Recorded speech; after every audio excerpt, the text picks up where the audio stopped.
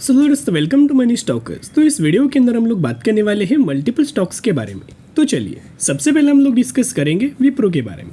तो जहां हमें विप्रो के अंदर आज के दिन 1 से 1.5% तक की गिरावट नजर आया, 534 रुपीज़ के आसपास हमें क्लोजिंग नजर आ चुकी है।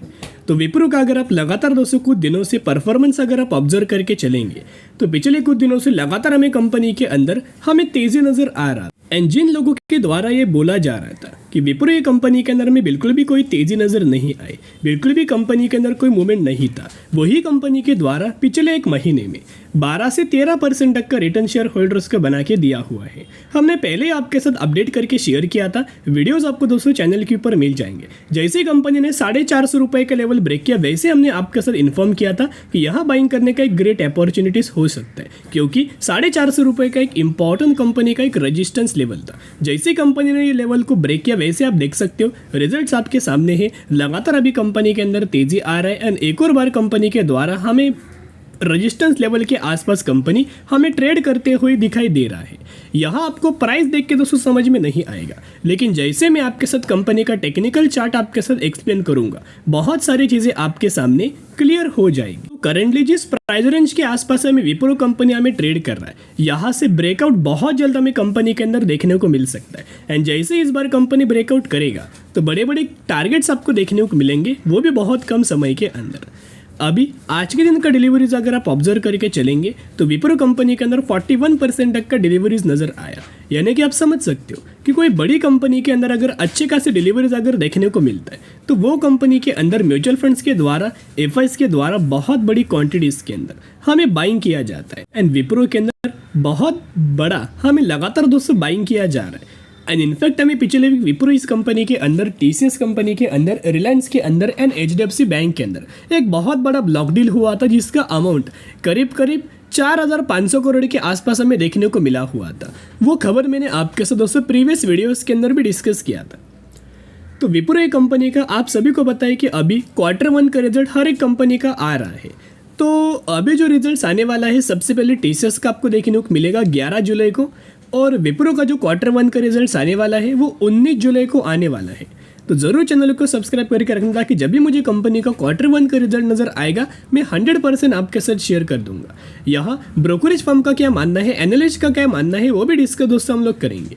तो यहाँ Q1 रिजल्ट्स का एक प्रीव्यू हमें दिया गया है। उस प्रीव्यू के उस रिपोर्ट के अंदर दोस्तों हमें रिपोर्ट के अंदर नंबर्स नहीं बल्कि सेंटेंस के अंदर हमें मेंशन किया गया था कि अलग अलग एनालिस्ट का एक अलग अलग व्यू है। कई सारे एनालिस्ट बोल रहे हैं कि नेट प्रॉफिट्स के अंदर अच्छी खासी तेजी आएगा लेकिन रेवेन्यूज हमें फ्लैट नज़र आ सकता है। कई एनालिस्ट का ये भी मानना है कि रेवेन्यूज के अंदर अच्छी खासी ग्रोथ आएगा लेकिन नेट प्रॉफिट हमें फ्लैट आ सकता है या फिर नेट प्रॉफिट हमें डिक्लाइन नज़र आ सकता है। अभी तक कोई एक्चुअल बेसिस के ऊपर विप्रो कंपनी का Q1 रिजल्ट्स का हमें प्रीव्यू देखने को नहीं मिला। जैसे आएगा मैं आपके साथ शेयर कर दूंगा, लेकिन हम लोग एक बेसिक आइडिया लगा सकते हैं कि कंपनी का रिजल्ट कैसा आएगा, वो हम लोग जान सकते हैं पैरामीटर्स को देख के।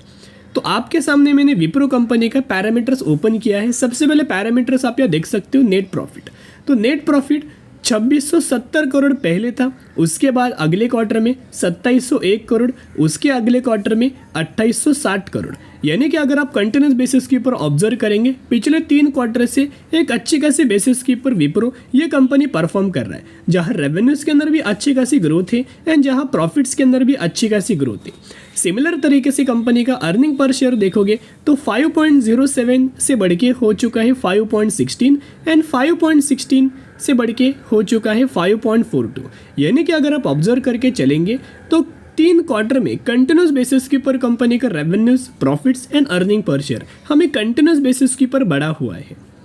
और यहाँ अगर आप ऑब्जर्व करेंगे तो इससे ज़्यादा हमें कंपनी का प्रॉफिट्स भी आ सकता है, अर्निंग पर शेयर भी आ सकता है और रेवेन्यूज भी आ सकता है, क्योंकि ये क्वार्टर में अगर आपने ऑब्जर्व किया होगा तो बहुत बड़े बड़े डील, बहुत बड़े बड़े पार्टनरशिप में विप्रो कंपनी के अंदर नज़र आया हुआ था, इन्फोसिस के अंदर भी और टीसीएस के अंदर भी। और स्पेशली अगर बात की जाए जो लोगों को पहले बहुत ज़्यादा फियर था बैंकिंग फाइनेंशियल सर्विसेज को लेके, क्योंकि बैंकिंग फाइनेंशियल सर्विसेज के अंदर पहले बहुत सारे प्रॉब्लम्स हमें देखने को मिल रहे थे, लेकिन अभी क्या है धीरे धीरे करके प्रॉब्लम हमें सॉल्व हो रहे। इसके वजह से कंपनी बहुत अच्छे खासा धीरे धीरे करके अच्छे खासा अपना परफॉर्मेंस हमें इंप्रूव कर रहा है।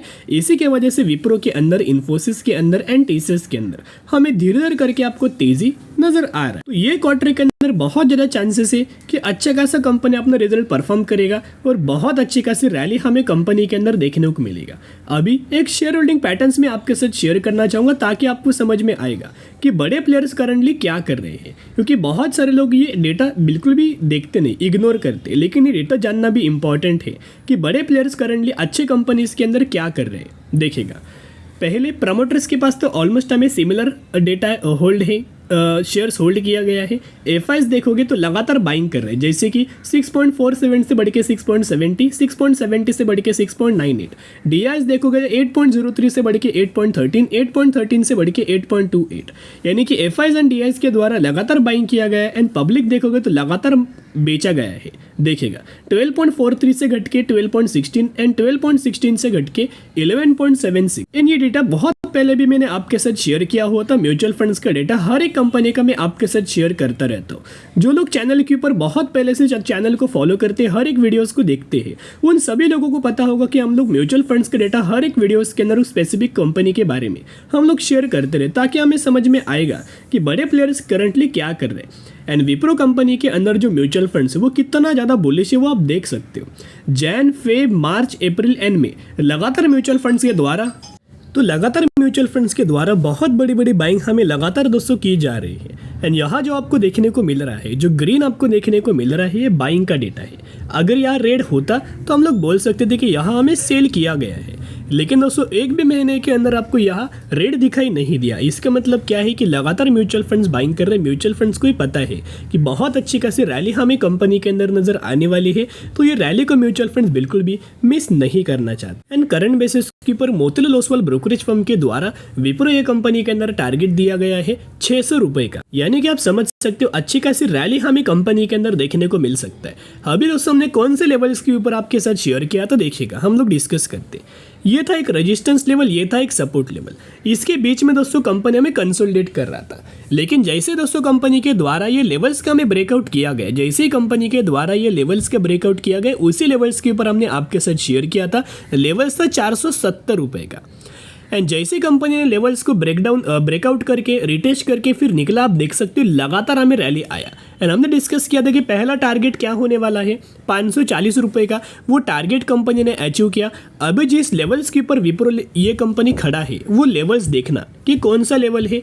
ये लेवल है प्रीवियसली, यही लेवल से विप्रो कंपनी के अंदर क्या हुआ था, विप्रो कंपनी के अंदर रजिस्टेंस लिया गया था, यहाँ से गिरावट हुआ था।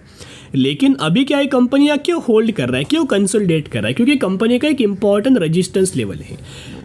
इसी लेवल के ऊपर दोस्तों विप्रो हमें होल्ड कर रहा है। फिर से दोस्तों एक पॉइंट नोट करना, जैसे ही कंपनी ये लेवल्स को फिर से निकालेगा, फिर एक और बार आपको रैली नजर आएगा और इस बार कंपनी 600 रुपीज तक का लेवल्स हमें अचीव करके देगी। तो बाय ऑन दी स्ट्रेटेजी जरूर अप्लाई करना। अभी हम बात करने वाले हैं केपीआईटी के बारे में, जहां हमें केपीआईटी के अंदर आज के दिन 1% तक का गिरावट हुआ।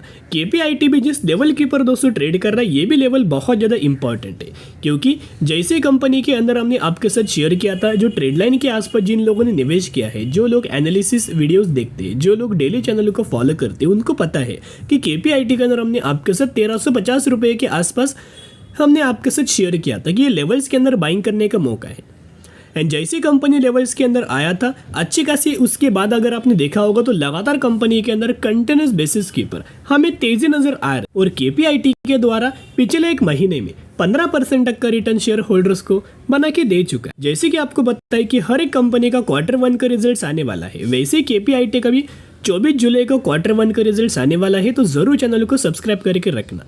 अभी कंपनी कैसा अपना रिजल्ट परफॉर्म करने वाला है, वो एक बार मैं आपके साथ प्रीवियस कंपनी के जो पैरामीटर्स है, वो पैरामीटर्स में आपके साथ शो करना चाहूँगा, ताकि आपको दिखाई देगा कि लगातार कंपनी हर एक क्वार्टर के अंदर बढ़िया हमें परफॉर्म करता है। देखिएगा सेल्स का डेटा, पहले सेल्स को आप रेवेन्यूज भी बोल सकते हो, 1100 करोड़, 1200 करोड़, 1260 करोड़ और 1318 करोड़।